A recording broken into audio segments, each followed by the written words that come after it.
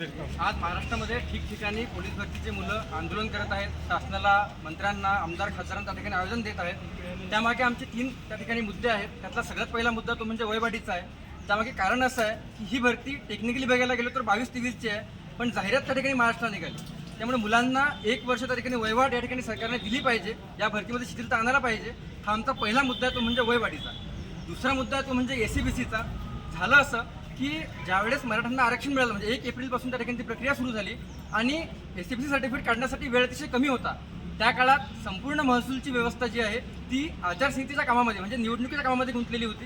त्यामुळे मुलांना वेळेवर त्या ठिकाणी SCBC प्रमाणपत्र मिळालेले नाही आहेत। आजही महाराष्ट्रात बरेचसे असे विद्यार्थी ज्यांना लाभ मिळत असून सुद्धा त्यांच्याकडे ते प्रमाणपत्र नाही आहे। त्यामुळे अशा मुलांसाठी वेगळी काहीतरी पोर्टल किंवा विंडो ओपन करून त्यांनी SCBCसाठी एडिटिंग करणं, जसं MPSCने केलं।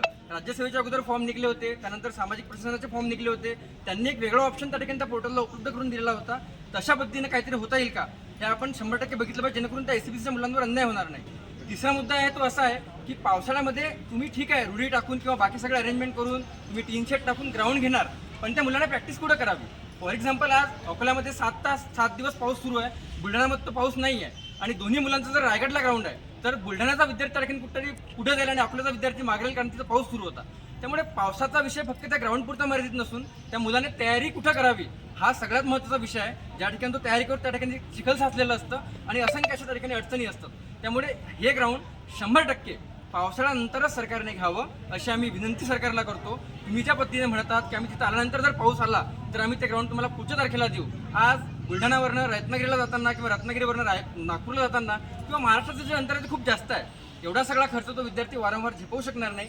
मायबाप सरकारला सगळ्या विद्यार्थ्यांची कळकळीची विनंती आहे की आम्ही सगळे तयार आहोत, परंतु सिच्युएशन ती सध्या नाही आहे। त्यामुळे पावसाळ्यानंतर जर तुम्ही ग्राउंड घेतलं तर सगळ्या विद्यार्थ्यांच्या ठिकाणी कल्याण होईल आणि उर्वरितचे 3 मुद्दे जे मी अगोदर सांगितले ते जर त्या ठिकाणी मार्गी लागले तर सगळ्या विद्यार्थ्यांच्या ठिकाणी कल्याण होईल।